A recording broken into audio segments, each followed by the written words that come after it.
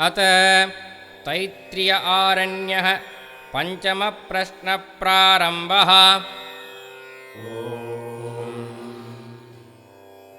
शन्नस्तन्नो माहासीत्। ॐ शान्तिः शान्तिः शान्तिः। देवा वै सक्रमासत वृद्धिपरिमितं यशस्कामाः ते ब्रुवन् यन्नः प्रथमं यशरिच्छात् सर्वेषान्नस्तत्सहासदिति तेषां कुरुक्षेत्रं वेदिरासीत्। तस्यैखाण्डवो दक्षिणार्ध आसीत्।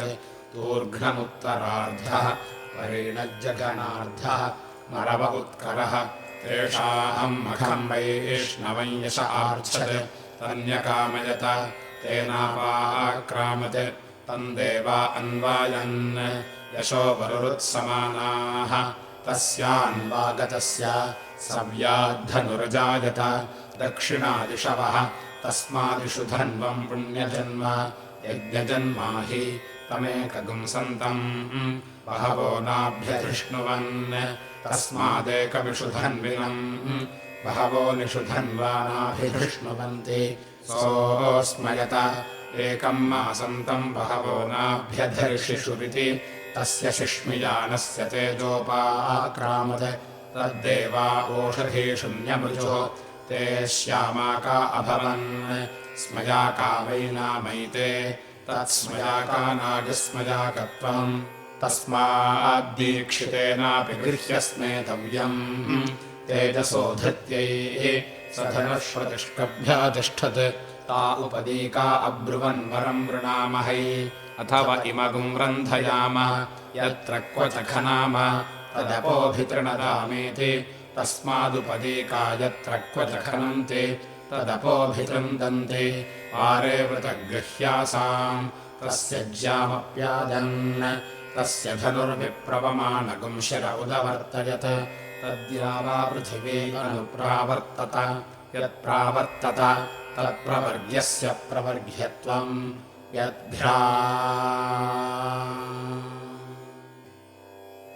इत्यपतत् तद्घर्मस्य घर्मत्वम् महतो वीर्यमपप्तरिति। तन्महावीरस्य महावीरत्वम् यदस्याः समभरन्। तत्सम्राज्ञः सम्राट्त्वम् तद्विस्तृतम् देवतास्त्रेधाव्यगृह्णत। अग्निः प्रातः सवनम् इन्द्रो माध्यम् दिनगुं सवनम् विश्वे देवास्तृतीयसवनम्।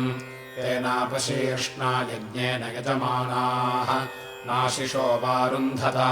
न सुवर्गम् लोकमभ्यजयन्। ते देवा अश्विना बभ्रुवन्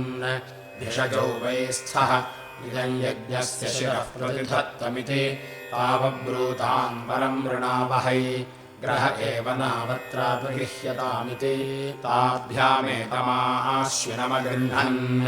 तावेतद्यज्ञस्य शिरः प्रत्यधत्ताम्। यत्प्रवर्ग्यः तेन सशीर्ष्णा यज्ञेन यजमानाः अवाशिषोरुन्धत अभिसुवर्गम् लोकमजयन्। यत्प्रवर्ग्यम् प्रवृणक्ति यज्ञस्यैव तच्छिरः प्रतिदधाति। तेन सशीर्ष्णा यज्ञेन यजमानः अवाशिषोरुन्धे अभिसुवर्गम् लोकम् जयति। तस्मादेष आश्विनप्रवयादिव यत्प्रवर्ग्यः सावित्रम् जुहोति प्रसूत्यै चतुर्गृहीतेन जुहोति। चतुष्पादः पशवः पशूनेवावरुन्धे चतस्रो दिशः दिक्ष्वेव प्रतितिष्ठति। छन्दागुंसि देवेभ्योपाक्रामन् नवो भागानि हव्यम् वक्ष्याम इति। तेभ्य एतच्चतुर्गृहीतमधारयन् प्रोनुवाक्यायै याज्यायै देवतायै वषट्काराय यच्चतुर्गृहीतम् जुहोति छन्दागस्येव तत्प्रीणाति। तान्यस्य प्रीतानि देवेभ्यो हव्यम् वहन्ति। ब्रह्मवादिनो वदन्ति होतव्यम् दीक्षितस्य गृहान् होतव्यामिति। यद्वैदीक्षितः यज्जुहुयात् हविष्कृतम् यजमानमग्नौ प्रदध्यात्। यन्न जुहुयात् यज्ञवरुरन्तर्यात् यजुरेव वदेत् न हविष्कृतम् यजमानमग्नौ प्रदधाति न यज्ञपरुरन्तरेति गायत्री छन्दागस्यत्यमन्यत तस्यैव षट्कारोऽभ्यय्यशिरोच्छिनत् तस्यै द्वेधारसः परापतत् पृथिवीमर्धः प्राविशत् पशूनर्धः यः पृथिवीम् प्राविशत् सखदिरोऽभवत् यः पशून् सोजाम् यत्खादिर्यभ्यर्भवति छन्दसामेव रसेन यज्ञस्य शिरः सम्भरति यदौदुम्बरी ऊर्ध्वा उदुम्बरः ऊर्जेव यज्ञस्य शिरः सम्भरति यद्वैणवी तेजो वै वेणुः तेजसैव यज्ञस्य शिरः सम्भरति यद्वैकङ्गती भा एवावरुन्धे देवस्य त्वा सवितुः प्रसव इत्यभ्रिमादत्ते प्रसूत्यै अश्विनोर्बाहुभ्यामित्याह अश्विनौ हि देवानामध्वर्यो आस्ताम् पूष्णो हस्ताभ्यामित्याह यत्यै वज्र इव वा एषा यदभ्रिः अभ्रिरसि नारिरसेत्याह शान्त्यै अध्वरकृद्देवेभ्य इत्याह यज्ञो वा अध्वरः यज्ञकृद्देवेभ्य इति वा वैतदाह उत्तिष्ठ ब्रह्मणस्पत इत्याह ब्रह्मणैव यज्ञस्य शिरोच्छैति प्रैतु ब्रह्मणस्पतिरित्याह प्रेत्यैव यज्ञस्य शिरोच्छैति प्रदेव्येतु सोनृतेत्याह यज्ञो वै सोनृताः अच्छावीरन्नर्यम् पङ्क्तिराधसमित्याह पान्तो हि यज्ञः देवा यज्ञम् नयन्तु न इत्याह देवानेव यज्ञनियः कुरुते देवीद्या वा पृथिवी अनुमेमकम् साधामित्याह आभ्यामेवानुमतो यज्ञस्य शिरः सम्भरति रुद्ध्यासमद्यमखस्य शिर इत्याह यज्ञो वै मखः रुद्ध्यासमद्य यज्ञस्य शिर इति वा वैतदाह मखायत्वा मखस्य त्वा शीर्ष्ण इत्याह निर्दिश्यैवेनद्धरति त्रिर्हरति त्रयनिमे लोकाः येभ्य एव लोकेभ्यो यज्ञस्य शिरः सम्भरति तूष्णीम् चतुर्थकम् हरति अपरिमिता देव यज्ञस्य शिरः सम्भरति मृत्खनादग्रे हरति तस्मान्मृत्खनः करुण्यतमः यत्यग्र आसीदित्याह अस्यामेवाच्छम्बट्कारम् यज्ञस्य शिरः सम्भरति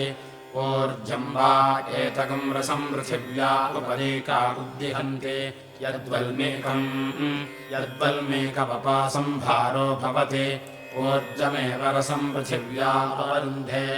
अथो श्रोत्रमेव श्रोत्रगृह्येतत्पृथिव्याः यद्वल्मीकः अबधिरो भवति य एवम् वेद इन्द्रो वृत्राय वज्रमुदयच्छत् स यत्र यत्र पराक्रमत तन्नाध्रियत सपूतीकस्तम्बे पराक्रमत सोऽध्रियत सोऽब्रवीत् ऊतिम् वै मेधा इति तदूतीकानामूतीकत्वम् यदूतीका भवन्ति यज्ञायैवोतिम् दधति अग्निजा असि प्रजापतेरेत इत्याह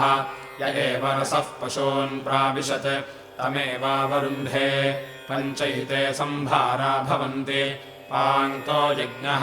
यावानेव यज्ञः तस्य शिरः सम्भरति यद्ग्राम्याणाम् पशूनाम् चर्मणा सम्भरेत् ग्राम्यान् पशूञ्छुचार्पयेत् कृष्णाजनेन सम्भरति आरण्यानेव पशूञ्छुचार्पयति तस्मात् समावत्पशूनाम् प्रजायमानानाम् आरण्याः पशवः कनीयागुंसः शुचाह्रिताः गोमतः सम्भरति अतो ह्यस्य मेध्यम् परिगृह्यायन्ति रक्षसामपहत्यै बहवो हरन्ति अपचितिमेवास्मिन् दधति उद्धते शिखतोपोक्ते परिश्रुते निदधति शान्त्यै मदन्तेभिरुपसृजति तेज एवास्मिन् दधाति मधुत्वा मधुराकरोत्वित्याह ब्रह्मणैवास्मिन् तेजो दधाति यद्ग्राम्याणाम् पात्राणाम् कपालैः सगम् सृजेत् ग्राम्याणि पात्राणि शुचार्पयेत् कर्मकपालैः सगम् सृजति एतानि वा अनुपजीवनीयानि तान्येव शुचार्पयति शर्कराभिः सगम् सृजति धृत्यै अथो शन्त्वाय अजरोमैः सगम् सृजति एषा वा अग्नेः प्रजातनोः यदजा प्रिययैवैनम् तनुवा सगम् सृजति अथो तेजसा कृष्णाजिनस्य लोमभिः सगम् सृजति यज्ञो वै कृष्णाजिनम् यज्ञेनैव यज्ञगुम् सगम् सृजति परिश्रुते करोति ब्रह्मवर्चसस्य परिगृहीत्यै न कुर्वन्नभिप्राण्यात् यत्कुर्वन्नभिप्राण्यात् प्राणान् शुचार्पयेत् अपहाय प्राणिति प्राणानाम् गोपीठाय न प्रवर्ग्यम् चादित्यम् चान्तरेजात् यदन्तरेजात् दुश्चर्मा स्यात् तस्मान्नान्तराय्यम् आत्मनो गोपीठाय वेणुना करोति तेजो वै वेणुः तेजः प्रवर्ग्यः तेजसैव तेजः समर्धयति मखस्य शिरोऽसीत्याह यज्ञो वै मखः तस्यैतच्छिरः यत्प्रवर्ग्यः तस्मादेव माह यज्ञस्य पदे स्थ इत्याह यज्ञस्य ह्येते पदे अथो प्रतिष्ठित्यै गायत्रेण त्वा छन्दसा करोमीत्याह छन्दोभिरेवैनम् करोति त्रिवृद्धिम् करोति त्रय इमे लोकाः येषाम् लोकानामाप्त्यै छन्दोभिः करोति वीर्यम् वै छन्दागुंसि वीर्येणैवैनम् करोति यजुषाभिलम् करोति व्यावृत्त्यै इयन्तम् करोति प्रजापतिना यज्ञमुखेन संवितम् इयन्तम् करोति यज्ञपरुषा संवितम् इयन्तम् करोति एतावद्वै पुरुषे वीर्यम् वीर्यसंवितम् अपरिमितम् करोति अपरिमितस्यावरुद्ध्यै परिग्रीवम् करोति धृत्यै सूर्यस्य हरसाश्रायेत्याह यथा विजुरेवैतत् अश्वशकेन धूपयति प्राजापत्यो वा अश्वस्य योनित्वाय वृष्णो अश्वस्य निष्पदसीत्याह असौ वा आदित्यो वृषाश्वः तस्य छन्दागुंसि निष्पत् छन्दोभिरेवैनम् धूपयति अर्चिषे त्वा शोचिषे त्वेत्याह तेज एवास्मिन् दधाति वारुणोऽभीग्धः मैत्र्योपैति शान्त्यै सिद्ध्यै त्वेत्याह यथा यजुरेवैतत् देवस्त्वा सवितोऽद्वपत्वित्याह सवितृप्रसूत एवैनम् ब्रह्मणा देवताभिरुद्वपति अपद्यमानः पृथिव्यामाशादिश आपृणेत्याह तस्मादग्निः सर्वादिशो न विभाति उत्तिष्ठ बृहन्भगोर्ध्वस्तिष्ठ ध्रुवस्त्वमित्याह प्रतिष्ठित्यै ईश्वरो वा एषोऽन्धो भवितोः यः प्रवर्ग्यमन्वीक्षते सूर्यस्य त्वा चक्षुषान्वीक्षयित्याह चक्षुषो गोपीठाय ऋजवे त्वा साधवे त्वा सुक्षित्यै त्वा भूत्यै त्वेत्याह यम् वा ऋजुः अन्तरिक्षगम् साधो असौ सुक्षितिः दिशो भूतिः इमानेवास्मै लोकान् कल्पयति अथो प्रतिष्ठित्यै इदमहममामुष्यायणम् विशा पशुभिर्ब्रह्मवर्चसेन पर्योहामीत्याह विषैवैनम् पशुभिर्ब्रह्मवर्चसेन पर्योहति विषेति राजन्यस्य ब्रूयात् विषैवैनम् पर्योहति पशुभिरिति वैश्यस्य पशुभिरेवैनम् पर्योहति असुर्यम् पात्रमनाच्छृण्णम् आच्छृणत्ति देवत्राकः अजक्षीरेणाच्छृणत्ति परमम् वा एतत्पयः यदजक्षीरम् परमेणैवैनम् पयसाच्छृणत्ति यजुषा व्यावृत्त्यै छन्दोभिराच्छृणत्ति छन्दोभिर्वा एष क्रियते छन्दोभिरेव छन्दागस्याच्छृणत्ति छृन्धिवाचमित्याह वाचमेवावरुन्धे छृन्ध्योर्जमित्याह ऊर्जमेवावरुन्धे छृन्धिहविरित्याह हविरेवाकः देवपुरश्चरसघ्यासन्त्वेत्याह यथा यजुरेवैतत् ब्रह्मन् प्रचरिष्यामोहोदर्घर्ममभिष्णुहीत्याह एष वा एतर्हि बृहस्पतिः यद्ब्रह्मा तस्मा एव प्रतिप्रोच्य प्रचरति आत्मनो नार्त्यै यमायत्वा मखायत्वेत्याह एता वा एतस्य देवताः ताभिरेवैनकुम् समर्थयति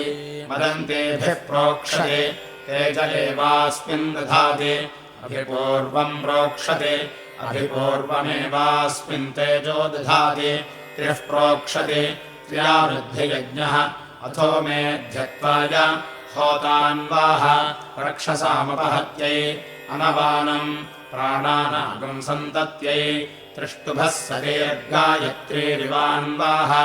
गायत्रो हि प्राणः प्राणमेव यजमाने दधाति सन्ततमन्वाह प्राणानामन्नाद्यस्य सन्तत्यै अथो रक्षसामपहत्यै यत्परिमिता अनुब्रूयात् परिमितमवरुन्धेत अपरिमिता अन्वाह अपरिमितस्यावरुध्ये शिरो वा एतद्यज्ञस्य यत्प्रवर्ग्यः ऊर्मुञ्जाः यन्मौञ्जो वेदो भवति ऊर्जैव यज्ञस्य शिरः समर्थयति प्राणाहुतेर्जुहोति प्राणानेव यजमाने दधाति सप्त जुहोति सप्तवेशीर्षण्याः प्राणाः प्राणानेवास्मिन् दधाति देवस्त्वासमिता मध्वानक्मित्याह तेजसैवैनमनक्ति पृथिवीम् तपसस्त्राजस्वेति हिरण्यमुपास्यति अस्यानविदाहाय शिरो वा एतद्यज्ञस्य यत्प्रवर्ग्यः अग्निः सर्वा देवताः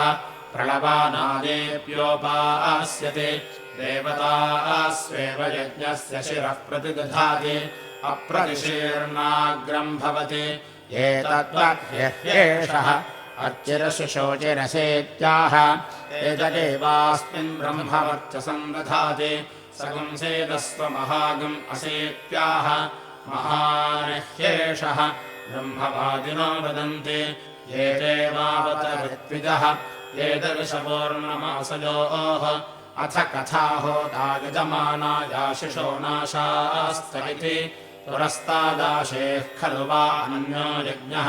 उपरिष्टादाशेरण्यः अनाधिष्या पुरस्तादिति यदेतानयजो विश्याः शीर्षत एव यज्ञस्य यजमान आशिषो वरुन्धे आयुः पुरस्तादाः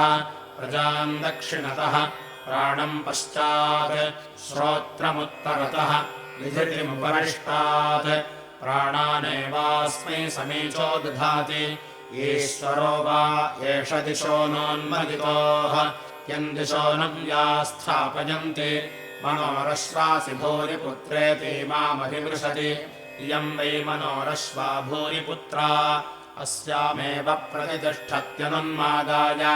सोपसदा मे भूया मामाहिगुंसेरित्याहाहिगुंसायै चितस्थपरिचितगित्याह अपचितिमेवास्मिन् दधाति शिरो वा एतद्यज्ञस्य यत्प्रवर्ग्यः असौ खलु वा आदित्यः प्रवर्ग्यः तस्य मरुतो रश्मयः स्वाहा मरुद्भिः परिश्रयस्वेत्याह अमुमेवादित्यगम् रश्मिभिः पर्योहति तस्मादसावादित्यो मुष्मिन् लोके रश्मिभिः पर्यूढः तस्माद्राजा विशापर्यूढः तस्माद्ग्रामणैः स जातैः पर्यूढः अग्नेः सृष्टस्य यतः विकङ्कतम् भा आर्च्छत् यद्वैकङ्कताः परिधयो भवन्ति भा एवावरुन्धे 12 भवन्ति 12 मासाः संवत्सरः संवत्सरमेवावरुन्धे अस्ति 13 मास इत्याहुः यत्रयोदशः परिधिर्भवति तेनैव 13 मासमवरुन्धे अन्तरिक्षस्यान्तर्धिरसेत्याहव्यावृत्यै दिवन्तपसस्त्राजस्वेत्युपरिष्टादधिरण्यमधिनिदधाति अमुष्या अनविदाहाय अथो आभ्यामेवैनमुभयतः परिगृह्णाति अर्हन् बिभर्षि सायकानि धन्वेत्याह सौत्येवैनमेतत् राजक्रमसि त्रेष्टुभमसि जागतमसीति धरित्राण्यादत्ते छन्दोभिरेवैनान्यादत्ते मधुमद्भिति धूनोति प्राणो वै मधु प्राणमेव यजमाने दधाति 3 पर्यन्ते त्रिवृद्धिः प्राणः 3 पर्यन्ते 3 वृद्धियज्ञः अथो रक्षसामपहत्ये 3 पुनः पर्यन्ते 6 सम्पद्यन्ते 6 वा ऋतवः ऋतुष्वेव प्रतितिष्ठन्ति यो वै घर्मस्य प्रियान्तनुवमाक्रामते दुश्चर्मा वै स भवति एषः वा अस्य प्रियान्तनुवमाक्रामति यस्त्रिः परेत्य 4थम् पर्येति एतागम् हवा अस्योग्रदेवो राजनिराचक्राम ततो वै स दुश्चर्मा भवत् तस्मात् 3 परेत्य न 4थम् पर्यात् आत्मनो गोपीठाय प्राणा वै धरित्राणि अव्यतिशम् गन्धोन्वन्ति प्राणानामव्यतिशङ्गाय कृत्यैः विरिषद्यधोन्वन्ति दिक्ष्वेव प्रतितिष्ठन्ति ऊर्ध्वन्धोन्वन्ति स्वर्गस्य लोकस्य समष्ट्यै सर्वतोधोन्वन्ति तस्मादयगुम् सर्वतः पवते अग्निष्ट्वा वसुभिः पुरस्ताद्रोचयतु गायत्रेण छन्दसेत्याह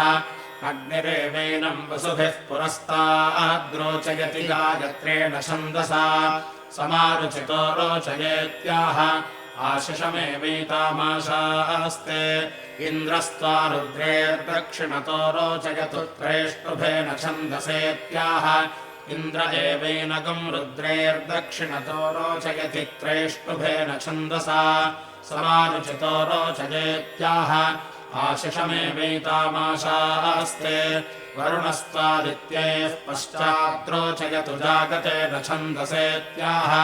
वरुण एवैनमादित्यैः पश्चाद्रोचयति जागतेन छन्दसा समारुचितो रोचयेत्याह आशिषमेवैतामाशास्ते युतानस्त्वा मारुतो मरुद्भिरुत्तरतो रोचयत्वानुष्टुभेन छन्दसेत्याह युतान एवैनम् मारुतो मरुद्भिरुत्तरतो रोचयत्यानुष्टुभेन छन्दसा समारुचितो रोचयेत्याह आशिषमेवैतामाशास्ते बृहस्पतिस्त्वा विश्वैर्देवैरुपरिष्टाद्रोचयतुपान्तेन छन्दसेत्याह बृहस्पतिरेवैनम् विश्वैर्देवैरुपरिष्टाद्रोचयति पान्तेन छन्दसा समारुचितो रोचयेत्याह आशिषमेवैतामाशास्ते रोचितस्त्वम् देवघर्मदेवेष्वसीत्याह रोचितो ह्येष देवेषु रोचिषीजाहम् मनुष्येष्वित्याह रोचत एवेष मनुष्येषु सम्राग्घर्मरुचितस्त्वम् देवेष्वायुष्माकस्तेजस्वी ब्रह्मवर्चस्यसीत्याह रुचितो ह्येष देवेष्वायुष्माकस्तेजस्वी ब्रह्मवर्चसी रुचितोऽहम् मनुष्येष्वायुष्माकस्तेजस्वी ब्रह्मवर्चसी भूजासमित्याह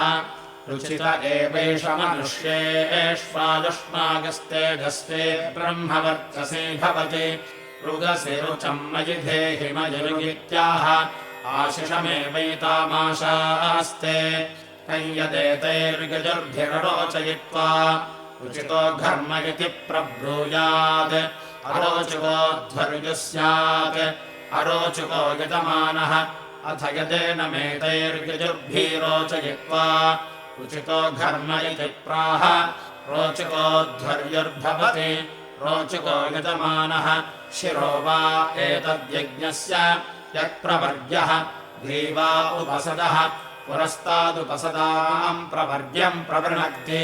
ग्रीवास्वेव यज्ञस्य शिरः प्रतिदधाति 3 प्रवृणक्ति 3 इमे लोकाः एभ्य एव लोकेभ्यो यज्ञस्य शिरोवरुन्धे 6 सम्पद्यन्ते 6 वा ऋतवः ऋतुभ्य एव यज्ञस्य शिरोवरुन्धे 12 कृत्वः प्रवृणक्ति 12 मासाः संवत्सरः संवत्सरादेव यज्ञस्य शिरोवरुन्धे 24 सम्पद्यन्ते 24 अर्धमासेभ्य एव यज्ञस्य शिरोवरुन्धे अथो खलु सकृदेव प्रवृज्यः एकगुम् हि शिरः अग्निष्टोमे प्रवृणक्ति एतावान् वै यज्ञः यावानग्निष्टोमः यावानेव यज्ञः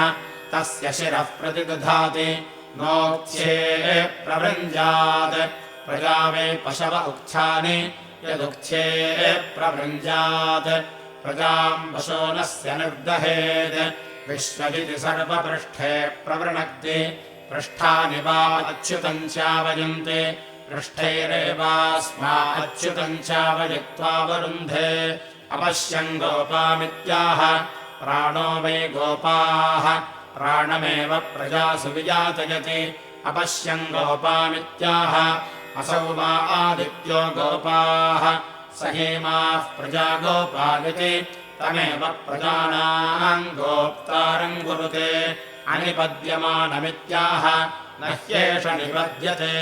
आचपरा च पथिभिश्चरन्तमित्याह आचह्येष परा च पथिभिश्चरति स सध्रीचेः स विशोचेर्वसानमित्याह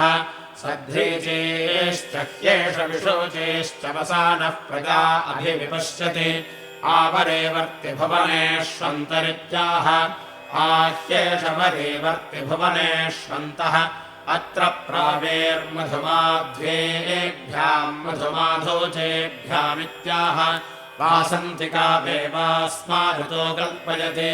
समग्निरग्निना गतेत्याह ग्रेष्मावेवास्मा ऋतो कल्पयति समग्निरग्निना गतेत्याह अग्निह्येवैषोऽग्निना सङ्गच्छते स्वाहा समग्निस्तपसा गतेत्याह पूर्वमेवोदितम् उत्तरेणाभिगृणाति धर्ता दिवो विभासि रजसः पृथिव्या इत्याह वार्षिकावेवास्मा ऋतो कल्पयति हृदे त्वा मनसे त्वेत्याह शारदावेवास्मा ऋतो कल्पयति दिवि देवेषु होत्रा यच्छेत्याह होत्राभिरेवेमान् लोकान् सन्दधाति विश्वासाम् भुवाम् वदयत्याह हैमन्तिकावेवास्मा ऋतो कल्पयति देवश्रोस्त्वम् देवघर्मदेवान् पाहीत्याह शैशिरावेवास्मा ऋतो कल्पयति तपोजाम् वाचमस्मेन यच्छते वायुवमित्याह या वै मेऽध्यावाक् सा तपोजाः तामेवावरुन्धे गर्भो देवानामित्याह गर्भो ह्येष देवानाम् पितामतीनामित्याह प्रजा वै मतयः तासामेष एव पिता यत्प्रवर्ग्यः तस्मादेवमाह पतिः प्रजानामित्याह पतिः ह्येष प्रजानाम् मतिः कवीनामित्याह मतिर्ह्येष कवीनाम् सन्देवो देवेन सवित्राय तिष्ठसगम् सौर्येणारुक्तेत्याह अमुञ्चैवादित्यम् प्रवर्ग्यम् च सगंशास्ते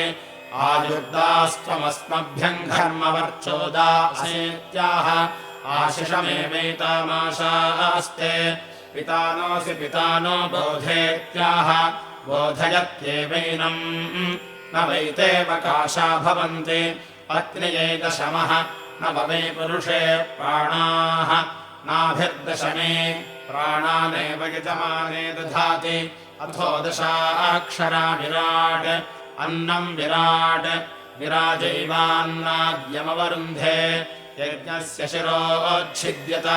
तद्देवाहोत्राभिः प्रत्यदधुः ऋत्विजो वेक्षन्ते एतावै होत्राः होत्राभिरेव यज्ञस्य शिरः प्रतिदधाति उचितमवेक्षन्ते उचिताद्वै प्रजापतिः प्रजा असृजत प्रजानागम् सृष्ट्यै रुचितमवेक्षन्ते रुचिताद्वै पर्जन्यो वर्षति वर्षुकः पर्जन्यो भवति सम्प्रजा एधन्ते रुचितमवेक्षन्ते रुचितम् वै ब्रह्मवर्चसम्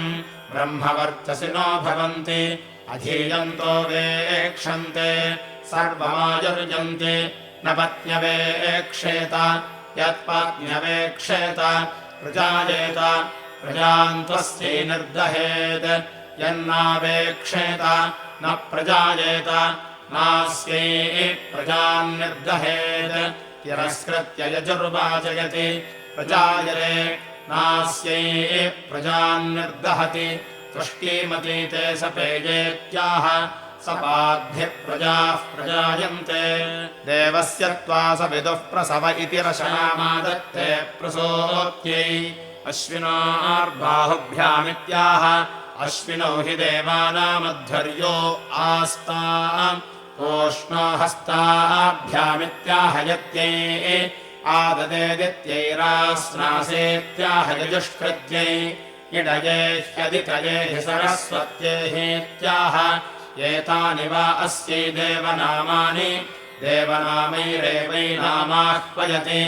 असावेह्यसावेह्यसावेहीत्याह एतानि वा अस्यै मनुष्यनामानि मनुष्यनामैरेवैनामाह्वयति षट् सम्पद्यन्ते षड्वा ऋतवः ऋतुभिरेवैनामाह्वयति अदित्या उष्णेशमसीत्याह यथा यजुरेवैतत् वायुरस्यैड इत्याह वायुदेवत्यो वै वत्सः पूषात्वोपावसृजत्वित्याह पौष्णा वै देवतया पशवः स्वयैवैनम् देवतयोपावसृजति अश्विभ्याम् प्रदापयेत्याह अश्विनौ वै देवानाम् भिषजो ताभ्यामेवास्मै भेषजम् करोति यस्ते स्तनः शशयित्याह स्तौत्येवैनाम् उस्रघर्मगम् शिगुंषोऽस्रघर्मम् पाहि घर्माय शिगुंषेत्याह यथा ब्रूयादमुष्मै देहीति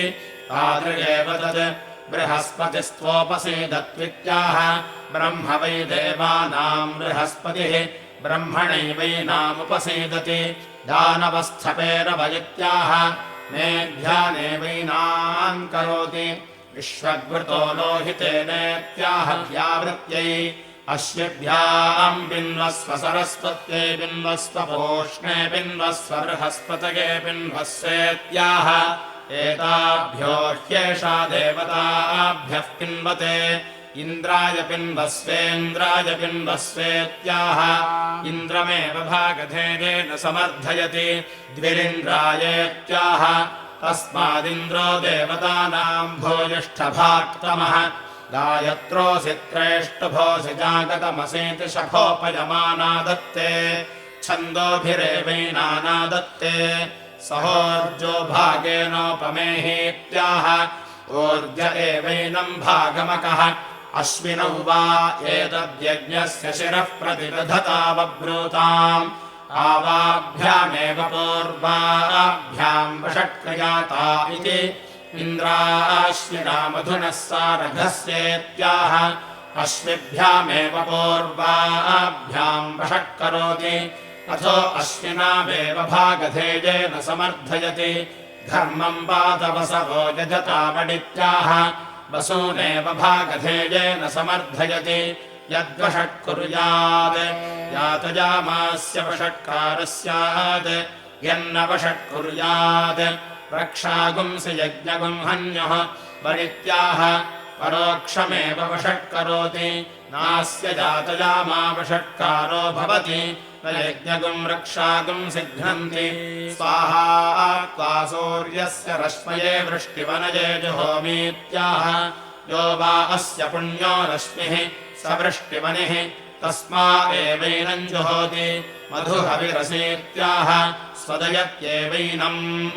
सूर्यस्य तपस्तपेत्याह यथा यजुरेवैतत् द्यावा पृथिवीभ्याम् त्वा परिगृह्णामीत्याह द्यावा पृथिवीभ्यामेवैनम् परिगृह्णाति अन्तरिक्षेण त्वोपयच्छामीत्याह अन्तरिक्षेणैवैनमुपयच्छति न वा एतम् मनुष्यो भर्तुमर्हति देवानाम् त्वापि तृणामनुमतो भर्तुम् शकेयमित्याह देवैरेवैनम् पितृभिरनुमत आदत्ते विवादेनमेतदर्धयन्ति यत्पश्चात् प्रवृज्य पुरो जुह्वति तेजोऽसि तेजो न प्रेहीत्याह तेज एवास्मिन् दधाति दिविस्पृङ्मामाहि गुंसेरन्तरिक्षस्पृङ्मामाहि गुंसेः पृथिविस्पृङ्मामाहि गुंसेरित्याहाहि गुंसायै सुवर्णसि सुवर्णे यच्छति वै यच्छति वो मा पाहीत्याह आशिषमेवैतामाशास्ते शिरो वा एतद्यज्ञस्य यत्प्रवर्यः आत्मा वायुः उद्यत्यवातनामान्याः आत्मन्नेव यज्ञस्य शिरः प्रतिदधाति अणवानम् प्राणानागुम् सन्दत्यै पञ्चाहः पान्तो यज्ञः यावानेव यज्ञः तस्य शिरः प्रतिदधाति अग्नये त्वा वसुमते स्वाहेत्याह असौ वा आदित्योऽग्निर्वसुमान् तस्मा एवैनम् जुहोति सोमाय त्वा रुद्रवते स्वाहेत्याह चन्द्रमा वै सोमो रुद्रमान् तस्मा एवैनम् जुहोति वरुणाय त्वादित्यवते स्वाहेत्याह अप्सु वै वरुण आदित्यमान् तस्मा एवैनम् जुहोति बृहस्पतये त्वा विश्वदेव्यावते स्वाहेत्याह ब्रह्म वै देवानाम् बृहस्पतिः ब्रह्मण एवैनम् जुहोति सवित्रे त्वर्भुमते विभुमते प्रभुमते वाजवते स्वाहेत्याह संवत्सरो वै सवितर्भुमान् विभुमान् प्रभुमान् वाजवान् तस्मा एवैनम् जुहोति यमाय त्वाङ्गिरस्पते पितृमते स्वाहेत्याह प्राणो वै यमोऽङ्गिरस्वान् पितृमान् तस्मा एवैनम् जुहोति एताभ्य एवैनम् देवताभ्यो जुहोति दश सम्पद्यन्ते दशाक्षरा विराट् अन्नम् विराट् विराजैवान्नाद्यमवरुन्धे रौहिणाभ्याम् वै देवाः सुवर्गम् लोकमाजन् तद्रौहिणयो रौहिणत्वम् यद्रौहिणौ भवतः रौहिणाभ्यामेव तद्यजमानः सुवर्गम् लोकमेति अहर्ज्योतिः केतुना जुषतागुम् सुज्योतिर्ज्योतिषागस्वाहा रात्रिर्ज्योतिः केतुना जुषतागुम् सुज्योतिर्ज्योतिषागस्वाहेत्याह आदित्यमेव तदमुष्मिन् लोकेऽह्ना परस्ताद्दाधार रात्र्या अवस्तात् तस्मादसावादित्योमुष्मिन् लोके होरात्राभ्याम् धृतः विश्वा आशा दक्षिणसदित्याः विश्वानेव देवान् प्रीणाति अथो दुरिष्ट्या एवैनम् पाति विश्वान् देवानजाडिहेत्याह विश्वानेव देवान् भागधेयेन समर्थयति स्वाहाकृतस्य धर्मस्य मधोः पिबतमश्विनेत्याह अश्विनावेव भागधेयेन समर्थयति स्वाहाग्नये यज्ञियाय शङ्गजुर्भिरित्याह अभ्येवैनम् धारयति अथो हविरेवाकः अश्विना घर्मम् पातकम् हार्दिवानमहर्दिवाभिरोतिभिरित्याह अश्विनावेव भागधेयेन समर्थयति यनुवान्द्या वा पृथिवीमगम् सातामित्याहानुमत्यै स्वाहेन्द्राय स्वाहेन्द्रावडित्याह इन्द्राय हि पुरोहूयते आश्राव्याः धर्मस्य यजेति वशकृते जुहोति रक्षसामपहत्यै अनुयजति स्वगाकृत्यै धर्ममपातमश्विनेत्याह पूर्वमेवोदितम् उत्तरेणाभिगृणाति अनुवान्द्या वा पृथिवी अमगुम् सातामित्याहानुमत्यै तम् प्राव्यम् यथा वण्णमो दिवे नमः पृथिव्या इत्याह यथा यजुरेवैतत् द्विविधा इमम् यज्ञम् यज्ञमिमम् द्विविधा इत्याह सुवर्गमेवैनम् लोकम् गमयति दिवम् गच्छान्तरिक्षम् गच्छ पृथिवीम् गच्छेत्याह येष्वेवैनम् लोकेषु प्रतिष्ठापयति पञ्च प्रदिशो गच्छेत्याह दिक्ष्वेवैनम् प्रतिष्ठापयति देवान् घर्मवान् गच्छ पितॄन् घर्मवान् गच्छेत्याह उभयेष्वेवैनम् प्रतिष्ठापयति यत्पिन्वते वर्षुकः पर्जन्यो भवति तस्मात् पिन्वमानः पुण्यः यत्प्राङ्पिन्वते तद्देवानाम् यद्दक्षिणा तत्पितॄणाम् यत्प्रत्यग् तन्मनुष्याणाम् यदुदङ् तद्रुद्राणाम् प्राञ्चमुदञ्चम् पिन्वयति देवत्राकः अथो खलु सर्वा अनुदिशः पिन्वयति सर्वादिशः समेधन्ते अन्तः परिधि पिन्वयति ते दशोस्कन्दाय इषेऽपि इषमेवोर्ध्यम् यजमाने दधाति यजमानाय पीपिहेत्याह यजमानायैवैतामाशिषमाशास्ते मह्यम् ज्येष्ठ्याय पीपिहेत्याह आत्मन एवैतामाशिषमाशास्ते तुष्येत्वाद्युम्नायत्वेन्द्विजायत्वा भूत्यैत्वेत्याह यथा यजुरेवैतत् धर्मासि सुधर्मा मेऽन्यस्मे ब्रह्माणि धारयेत्याह ब्रह्मन्नेवैनम् प्रतिष्ठापयति नेत्वा वातस्कन्दयादिति यद्यभिचरेत् अमुष्यत्वा प्राणे साधयाम् यमुना सह निरर्थम् गच्छेति ब्रूयाद्यम् दृश्यात् यमेव द्वेष्टि तेनैनगुम् सह निरर्थम् गमयति ओष्णे शरसे स्वाहेत्याह या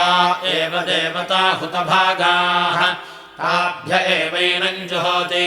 गावभ्यः स्वाहेत्याह या एवान्तरिक्षे वाचः ताभ्य एवैनम् जुहोति प्रतिरेभ्यः स्वाहेत्याह प्राणा वै देवाः प्रतिराः तेभ्य एवैनम् जुहोति या वा पृथिवीभ्यागः स्वाहेत्याह या वा पृथिवीभ्यामेवैनम् जुहोति पितृभ्यो घर्मपेभ्यः स्वाहेत्याह ये वै यज्वानः ते पितरो घर्मपाः तेभ्य एवैनम् जुहोति रुद्राय रुद्रहोत्रे स्वाहेत्याह रुद्रमेव भागधेयेन समर्थयति सर्वतः समनक्ति सर्वत एव रुद्रम् निरवदयते उदम् च निरस्यति एषा वै रुद्रस्य दिक् स्वायामेव दिशि रुद्रम् निरवदयते उपस्पृशति मेध्यत्वाय नान्वीक्षेत यदन्वीक्षेत चक्षुरस्य प्रमायुगद्भिः स्यात् तस्मान्नान्वीक्ष्यः अपि परो माह्नो रात्रियैमापाह्येषा ते अग्ने समेतया समेभ्यः स्वायम् मेघावर्चसा माञ्जीरित्याह आयुरेवास्मिन् वर्चो दधाति अपि परो मा रात्रियाह्नो मापाह्येषा ते अग्ने समेतया समेभ्यः स्वायम् मेघावर्चसा माञ्जीरित्याह आयुरेवास्मिन् वर्चो दधाति अग्निर्ज्योतिर्ज्योतिरग्निः स्वाहा सौर्यो ज्योतिर्ज्योतिः सौर्यः स्वाहेत्याह यथा यजुरेवैतत् ब्रह्मवादिनो वदन्ति होतव्यमग्निहोत्रा न होतव्यामिति यद्यजुषा जुहुयात् अयथा पूर्वमाहुती जुहुयात् यन्न जुहुयात् अग्निः परा भवेत् भूस्वाहेत्येव होतव्यम् यथा पूर्वमाहुती जुहोति नाग्निः परा भवति हुतगम् हविर्मधु हविरित्याह स्वदयत्येवैनम् इन्द्रतमेऽग्नावित्याह प्राणो वा इन्द्रतमोऽग्निः प्राण एवैनमिन्द्रतमेऽग्नौ जुहोति पितानोऽसि मामाहिगुंसेनित्याहाहिगुंसायै अस्यामते देवघर्ममधुमतो वाजवतः पितुमत इत्याह आशिषमेवैतामाशास्ते स्वधा विनोषीमहि त्वा मामाहिगुंसेनित्याहाहिगुंसायै तेजसा वा एतेऽभ्युध्यन्ते ये प्रवर्ग्येण चरन्ति प्राश्यन्ति तेज एवात्मन् दधते संवत्सरन्नमागुम् समश्नीयात् न रामामुपेयात् न मृण्मयेन पिबेत् नास्य राम उच्छिष्टम् पिबेत् तेज एव तत्सर्गिष्यति देवासुराः संयत्ता आसन् ते देवा विजयमुपयन्तः बिभ्राजि सौर्ये ब्रह्म संयदधत यत्किञ्च दिवा कीर्त्यम् तदेतेनैव व्रतेनागोपायत् तस्मादेतद्व्रतम् चार्यम् तेजसो गोपीठाय तस्मादेतानि यजोगुंषि बिभ्राजः सौर्यस्येत्याहुः स्वाहा त्वा सौर्यस्य रश्मिभ्य इति प्रातः सगुं साधयति स्वाहा त्वा नक्षत्रेभ्य इति सायम् एता वा एतस्य देवताः ताभिरेवैनगुं समर्थयति धर्मजाते दिविषुगिति तिस्र आहुतिर्जुहोति छन्दोभिरेवास्यैभ्यो लोकेभ्यः शुचमवयजते यत्यग्रे जुहोति अथेयत्यथेयति त्रय इमे लोकाः एभ्य एव लोकेभ्यः शुचमवयजते अनुनोद्यानुमतिरित्याहानुमत्यै दिवस्त्वापरस्पाया इत्याह दिव एवेमान् लोकान् दाधार ब्रह्मणस्त्वापरस्पाया इत्याह एष्वेव लोकेषु प्रजादाधार प्राणस्य त्वापरस्पाया इत्याह प्रजास्वेव प्राणान् दाधार शिरो वा एतद्यज्ञस्य यत्प्रवर्ग्यः असौ खलु वा आदित्यः प्रवर्ग्यः यद्दक्षिणा प्रत्यञ्चमुदञ्चमुद्वासयेत् जिह्मै यज्ञस्य शिरो हरेत् प्राञ्चमुद्वासयति पुरस्तादेव यज्ञस्य शिरः प्रतिदधाति प्राञ्चमुद्वासयति तस्मादसावादित्यः पुरस्तादुदेति शफोपयमान् धवित्राणि धृष्टी इत्यन्ववहरन्ति सात्मानमेवैनगुं सतनुं करोति सात्मामुष्मिल्लोके भवति य एवं वेद औदुम्बराणि भवन्ति ऊर्ध्वा उदुम्बरः ऊर्जमेवावरुन्धे वर्त्मना वा अन्वित्य यज्ञगं रक्षागुं सिजिघागुं सन्ति साम्ना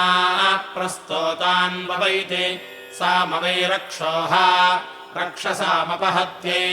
त्रैर्निधनमुपैति त्रय इमे लोकाः एभ्य एव लोकेभ्यो रक्षागस्य वहन्ति पुरुषः पुरुषो निधनमुपैति पुरुषः पुरुषो हि रक्षस्वी रक्षसामपहत्यै यत्पृथिव्यामुद्वासयेत् पृथिवीगुं शुचार्पयेत् यदप्सु अपःशुचार्पयेत् यदोषधीषु ओषधीः शुचार्पयेत् यद्वनस्पतिषु वनस्पतीञ्छुचार्पयेत् हिरण्यम् निधायोद्वासयति अमृतम् वै हिरण्यम् अमृत एवैनम् प्रतिष्ठापयति वल्गुरसि संयुधाया इति त्रिः परिषिञ्चन् पर्येति त्रिवृद्वा अग्निः यावानेवाग्निः तस्य शुचगुं शमयति त्रिः पुनः पर्येति षट् सम्पद्यन्ते षड्वा ऋतवः ऋतुभिरेवास्य शुचगुं शमयति चतुस्रक्तिर्नाभिरृतस्येत्याह इयं वा ऋतम् तस्या एष एव नाभिः यत्प्रवर्ग्यः तस्मादेवमाह सदो विश्वाजुरित्याह सदो हीयम् अपद्वेषो अपह्वर इत्याह भ्रातृव्यापनुत्यै धर्मैतत्तेन्नमेतत्पुरीशमिति दध्नामधुमिश्रेण पूरयति ऊर्ध्वा अन्नाद्यम् दधि ऊर्जैवैनमन्नाद्येन समर्थयति अनशनायुको भवति य एवं वेद रन्तिर्नामासि दिव्यो गन्धर्व इत्याह रूपमेवास्यैतन्महिमानगुं रन्तिम् बन्धुताम् व्याचष्टे समहमायुषा सम्प्राणेनेत्याह आशिषमेवैतामाशास्ते यसौ योऽस्मान्द्वेष्टियम् च वयम् द्विष्म इत्याह अभिचार एवास्यैषः अचिक्रदद्वृषा हरिरित्याह वृषा ह्येषः वृषा हरिः महान्यत्रो न दर्शतरित्याह स्तौत्येवैनमेतत् चिदसि समुद्रयोनिरित्याह स्वामेवैनयोनिम् गमयति नमस्ते अस्तु मामाहिगुंसेरित्याहाहिगुंसायै विश्वावसुगुं सोमगन्धर्वमित्याह यदेवास्य क्रियमाणस्यान्तर्यन्ति तदेवास्यैतेनाप्यायजति विश्वावसुरभितन्नो गृणात्वित्याह पूर्वमेवोदितम् उत्तरेणाभिगृणाति धियो हिन्वानो धिय इन्नो अव्यादित्याह ऋतो नैवास्मै कल्पयति प्रासाङ्गन्धर्वो अमृतानि वोचदित्याह प्राणा वा अमृताः प्राणानेवास्मै कल्पयति एतत्त्वम् देवघर्मदेवो देवानुपागा इत्याह देवो ह्येष सन् देवानुपैति इदमहम् मनुष्यो मनुष्यानित्याह मनुष्यो हि एष सन्मनुष्यानुपैति ईश्वरो वै प्रवर्ग्यमुद्वासयन् प्रजाम् पशून् सोमपीठमनोद्वासः सोमपीठानुमेहि सह प्रजया सह राजस्पोषेणेत्याह प्रजामेव पशून् सोमपीठमात्मन् धत्ते सुमित्राण आप ओषधयः सन्त्वित्याह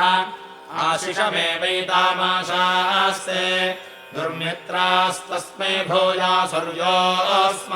द्वेष्टियम् च वयम् द्विष्म इत्याह अभिचार एवास्यैषः प्रभा एषोऽस्माल्लोकाच्यवते यः प्रवर्ग्यमुद्वासयति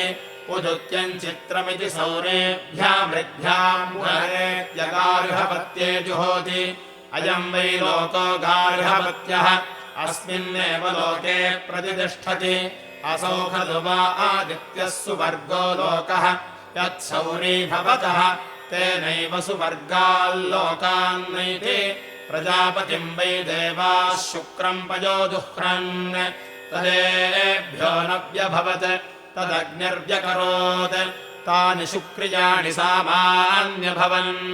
तेषाम् यो रसोऽत्यक्षरत् तानि शुक्रयजोगुष्य भवन् शुक्रियाणाम् वा एतानि शुक्रियाणि सामपयसम् वा एतयोरन्यत् देवानामन्यत्पयः यद्गोः पयः तत्साम्नः पयः यदजायै तद्देवानाम् पयः तस्माद्यत्रैतैर्यजुर्भ्यश्चरन्ति तत्पयसाचरन्ति प्रजापतिमेव तद्देवान् पयसान्नाद्येन समर्थयन्ति